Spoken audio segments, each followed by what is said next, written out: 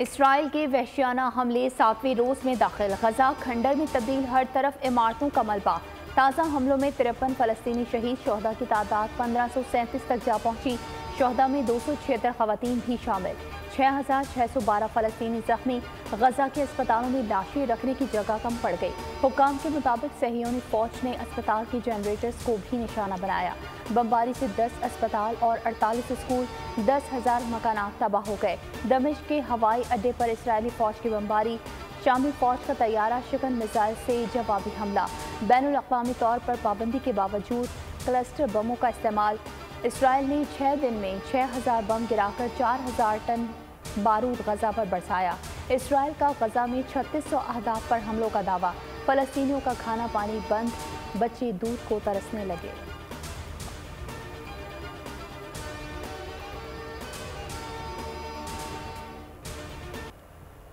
Israel की वहशियाना बमबारी ने सैकड़ों फलस्तीनी बच्चों की जिंदगियां छीन ली हैं। गजा में अब तक 500 मासूम बच्चे शहीद हो चुके हैं।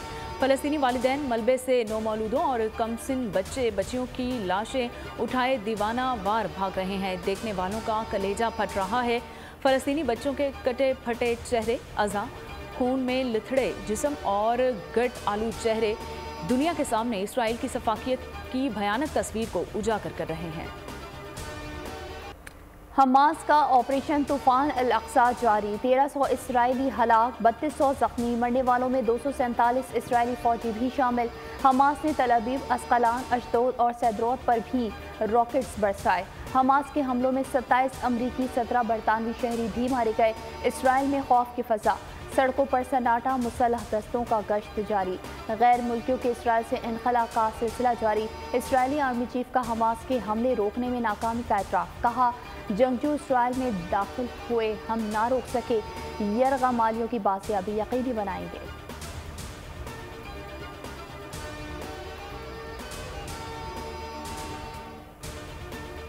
गजा में 3,38,000 फलस्तीनी बेघर हो चुके हैं। 2,70,000 अफराद ने UN के ज़ेरे इंतजाम पनाहगाहों में पनाह ली है। अक़वाम मुत्तहिदा ने अदाद-ओ-शुमार भी जारी कर दिया है। रिपोर्ट के मुताबिक इसराइली मुहासरे की वजह से गजा और मगरबी किनारे में रसद नहीं हो रही और फलस्तीनियों के लिए तकरीबन तमाम सप्लाईज खत्म हो चुकी हैं। गजा में पानी, खुराक नहीं, अद्वियात भी नहीं है। हॉस्पिटल्स के जनरेटर्स के लिए तेल भी खत्म होने के करीब है।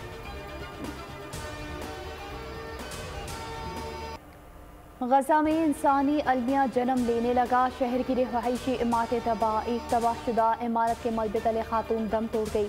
नौजवान अपनी मरहूमा माँ के हाथों को मुसलसल बोसा देता रहा। गजा पर बमबारी में जिंदा बच जाने वाली बच्ची की वीडियो सोशल मीडिया पर viral.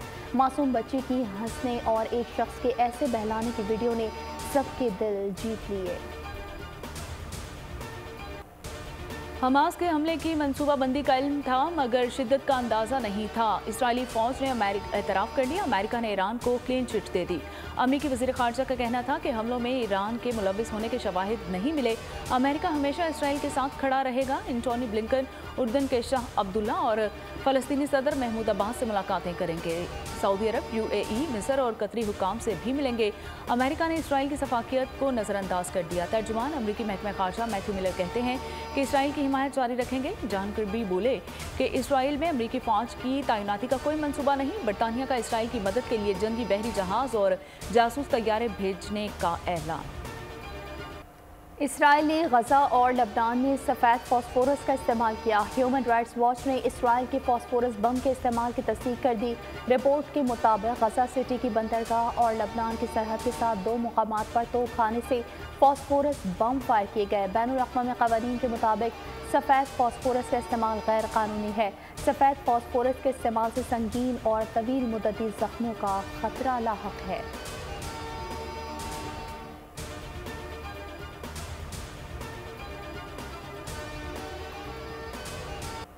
Condemns the indiscriminate and disproportionate use of force by Israeli authorities against civilian population in Gaza.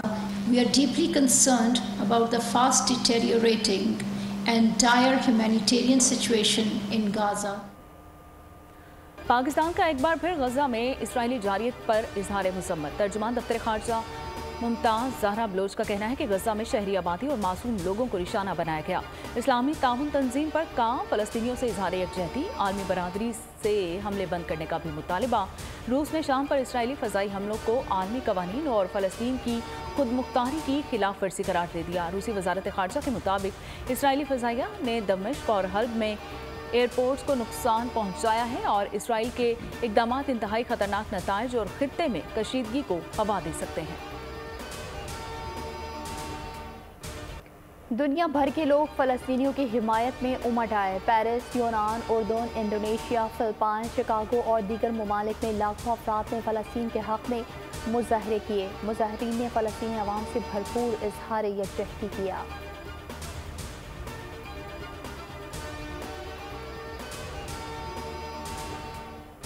कौम से अपील करना चाहता हूँ कि बाद नमाज जुमा पूरे मुल्क में तमाम ज़िली हेडक्वार्टर पर मुज़ाहरे किए जाएंगे और अब मैं उसको नाम देना चाहता हूँ यौम तूफ़ान अक्सा। हमास के रहनुमा खालिद अल मशल की अपील, दुनिया भर में इसराइल की वहशियाना बमबारी के खिलाफ मुज़ाहरे किए जाएंगे। पाकिस्तान में JUI सरबराह मौलाना फजल रहमान का आज यौम तूफ़ान अल अक्सा मनाने का ऐलान। 14 अक्टूबर को पेशावर में मुफ्ती महमूद कॉन्फ्रेंस को भी फ़लस्तीन के हक़ में मुज़ाहरे में तब्दील किया जाएगा। जमात इस्लामी का इतवार को तूफ़ान अल अक्सा मनाने का ऐलान। मुल्क भर में रैलियाँ निकाली जाएंगी। सिराजुल हक की आवाम से भरपूर शिरकत की दरख्वास्त।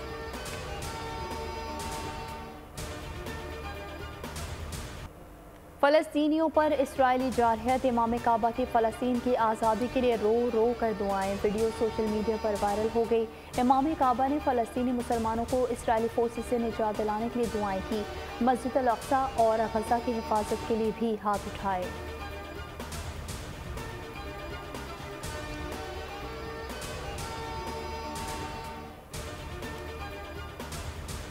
मजलूमों के लिए खड़ा होने से कभी नहीं डरा। लोग फ़लस्तीन के लिए हिमायत का इजहार करने से खौफज़दा हैं। बरतानवी नैयाद पाकिस्तानी बॉक्सर आमिर खान का ट्वीट, कहा फ़लस्तीन पर बहुत से लोगों को खामोश देख रहा हूँ, मगर ऐसा क्यों। आमिर खान ने लिखा कि फ़लस्तीनियों की ज़िंदगियाँ अहमियत रखती हैं। दुनिया याद रखेगी कि कौन इस मामले पर बोला और किसने चुप साध ली। खुदा याद रखेगा कि कौन खामोश रहा जब मासूम मुसलमानों का खून बहाया गया। किसी भी सियासी जमात के लिए कोई नरम गोशा नहीं। नवाज शरीफ की वापसी से निगरान हुकूमत का कोई लेना देना नहीं। निगरान वज़ीर आज़म अनवारुल हक काकड़ ने मुस्लिम लीग नवाज के लिए नरम गोशा रखने का तासुर मुस्तरद कर दिया। इंटरव्यू में कहा, नवाज शरीफ की वापसी के लिए डील का तासुर दुरुस्त नहीं। अनवारुल हक काकड़ बोले, नवाज शरीफ वापस आकर सियासत में हिस्सा लेना चाहते हैं तो उन्हें कानूनी रुकावटों का सामना करना पड़ेगा। आसिफ अली जरदारी हो, नवाज शरीफ या फिर इमरान खान, सबको अपने मुकदमात के लिए कानूनी हल तलाश करने होंगे।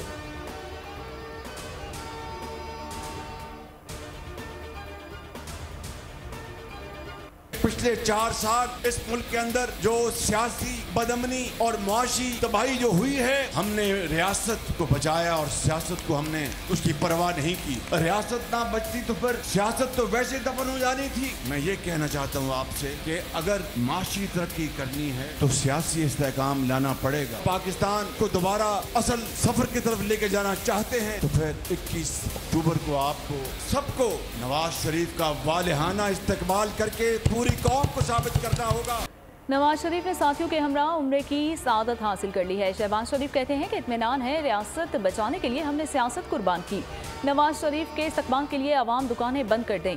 21 अक्टूबर को हड़ताल नहीं, इस्तकबाल होगा। मरियम नवाज बोली कि आवाम नवाज शरीफ को 2/3 वोट दें और नवाज शरीफ आपको महंगाई से निजात दिलाएगा। इसहाक डार का कहना था कि हमारी तरफ से नवाज शरीफ ही वज़ीर आज़म के उम्मीदवार हैं। ख्वाजा आसिफ कहते हैं कि 21 अक्टूबर को लाखों लोग अपने कायद पर एतमाद का इजहार करेंगे। राना सनाउल्लाह ने नवाज शरीफ को कौम की उम्मीद करार दे दिया। कायद नून लीग की वतन वापसी पर अवाम का मिला जुला रुझान।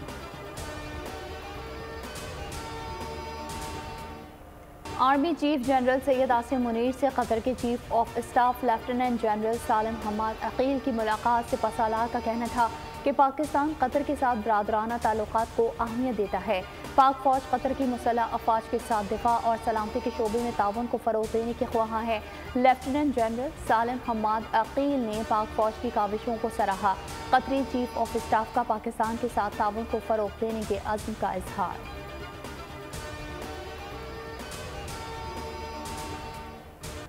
कैचेस विन मैचेस, लेकिन कैंगरूज तो कैच पाकिस कारकर्दगी ने ऑस्ट्रेलिया को मुसलसल दूसरी शिकस्त से 2-4 कर दिया। मार्क स्टोन्स और मिचेल स्टार्क ने कैचेस ड्रॉप किए। वर्ल्ड कप के अहम मैच में जनूबी अफ्रीका ने ऑस्ट्रेलिया को 134 रन से शिकस्त दे दी। 311 रन के जवाब में ऑस्ट्रेलिया की पूरी टीम 177 रन पर ढेर हो गई। अफ्रीकी बल्लेबाज Quinton de Kock man of the match करार। वर्ल्ड कप का सबसे बड़ा टाकरा सिर्फ एक दिन की दूरी पर। हफ्ते को अहमदाबाद में पाकिस्तान और भारत आमने सामने आएंगे। सबसे बड़े मैच से पहले रंगारंग तकरीब होगी। बड़े स्टार्स तकरीब को 4 चांद लगाएंगे। अमिताभ बच्चन, रजनीकांत, अरिजीत सिंह समेत दीगर शिरकत करेंगे। मैच के लिए पाकिस्तानी सहाफ़ियों को भी वीज़ा मिलना शुरू हो गया। ग्रीन शर्ट्स की अहमदाबाद में practice. Chairman PCB Zaka Ashraf Ahmedabad पहुंच गए। 14 अक्टूबर को पाक भारत टाकरे को एंजॉय करेंगे। बीसीसीआई के सेक्रेटरी जय शाह आज ज़का अशरफ के एहसास में इशाइया देंगे।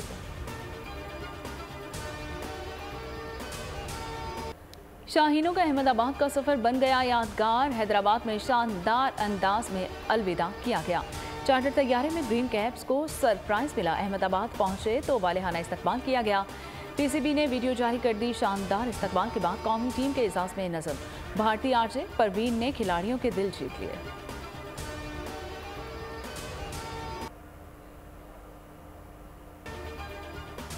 पाक भारत मैच कोई आम मुकाबला नहीं। शायकीन की जज्बाती वाबस्तगी अलग ही अंदाज होता है। क्रिकेट लेजेंड्स ने बता दिया। वर्ल्ड कप के ऑफिशियल ब्रॉडकास्टर की जारी करदा वीडियो में सचिन तेंदुलकर, वसीम अकरम, सौरभ गंगोली, क्रिस गेल, वकार यूनिस समेत दीगर ने इजहार ख्याल किया। सचिन तेंदुलकर ने कहा कि पाक भारत मैच की कशिश दुनियाए खेल के दीगर तमाम मार्कों से बढ़कर है। वसीम अकरम बोले, एशेज का पाक भारत मैच से कोई मुकाबला ही नहीं।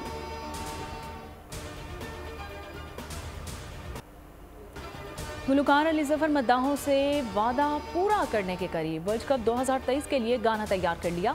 मज़ा आया के उन्वान से गीत की वीडियो शूट जारी। कहते हैं कि गीत की धुन के अलावा जो कुछ किया 2 से 3 रोज में किया। कोशिश होगी जल्द ऑडियो और वीडियो अपडेट हो जाए। गाने को आज या कल रिलीज किया जाएगा।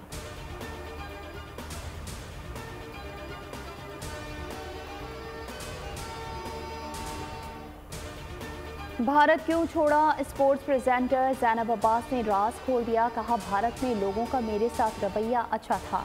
न मुझे भारत से डिपोर्ट किया गया और ना ही निकलने का कहा गया। अलबत्ता सोशल मीडिया पर रद्द-ए-अमल से खौफजदा होकर भारत से निकलने का फैसला किया। तर्जुमान दफ्तर खारजा का ज़ैनब अब्बास के खिलाफ केस पर रद्द-ए-अमल। कहा, ज़ैनब अब्बास को बिला जवाज़ केस में घसीटा जा रहा है। वर्ल्ड कप मैचेस में सिक्योरिटी देना भारत की जिम्मेदारी है।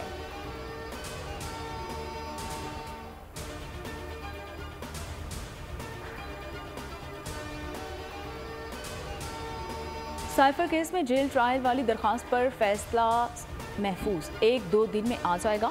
Chief justice Islamabad high court chief justice Aamir Farooq के रिमार्क्स। कहा कि ट्रायल कोर्ट ने अपने हिसाब से प्रोसीडिंग चलानी है। जमानत का केस अलग है और इसको अलग ही सुना जाना है।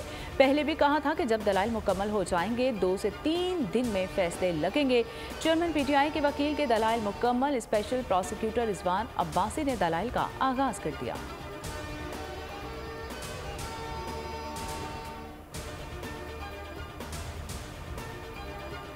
पाकिस्तान को मज़ीद मुश्किलात का सामना होगा। बजट खसारा 1137 अरब से ज़ायद होने का तखमीना। IMF ने फिस्कल मॉनिटर रिपोर्ट 2023 जारी कर दी। GDP खसारा 6.5% के बजाय 7.6% रहने की पेशगोई। मजमूई महासर 12.5%, जबकि अखराजात GDP का 20% रहेंगे।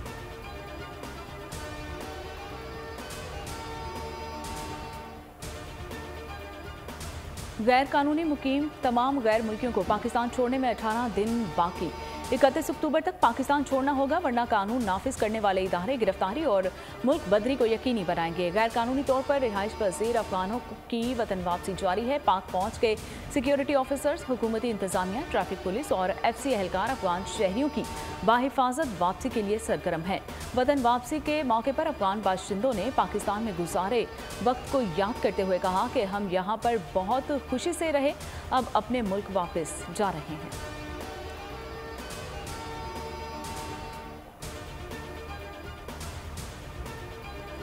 लाहौर में PIA रोड के करीब फर्नीचर मार्केट में आग लग गई। फायर ब्रिगेड की 4 गाड़ियों ने आग पर काबू पा लिया। आग लगने से 3 दुकानें मुतासिर, ताजरों को करोड़ों रुपए का नुकसान हुआ। दुकानों में रखा फर्नीचर जलकर राख हो गया। रेस्क्यू हुकाम के मुताबिक आग शॉर्ट सर्किट के बायस लगी है। किसी जानी नुकसान की इत्तलात मौसूल नहीं हुई।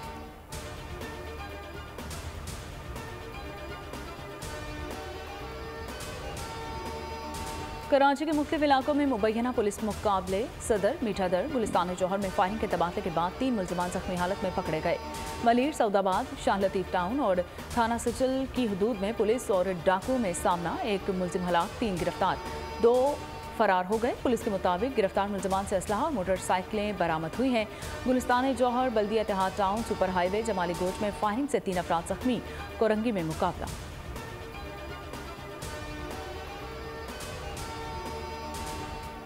नून लीग की सीनियर नायब सदर मरियम नवाज के साहबजादे ने अपनी अहलिया आयशा सैफ से अलहदगी इख्तियार कर ली। जुनैद सफदर ने तलाक की खबर की तस्दीक कर दी। सोशल मीडिया पोस्ट में लिखा कि अपनी अहलिया को तलाक दे दी है, ये इंतहाई निजी मामला है, हमारी प्राइवेसी का ख्याल रखें। जुनैद सफदर ने मजीद लिखा कि फैसले से दोनों को सुकून मिलेगा, मामले पर मजीद बात नहीं करेंगे। उन्होंने आयशा के लिए नेक तमन्नाओं का इजहार भी किया।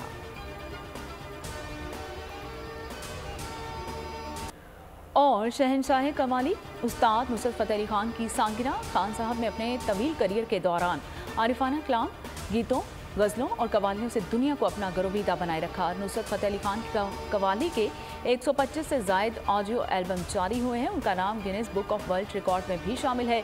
शहनशाह कवाली को सदाकती एवॉर्ड बराए हुस्न कारकर्दगी समेत बेशुमार मुल्की और आलमी एवॉर्ड से भी नवाजा गया।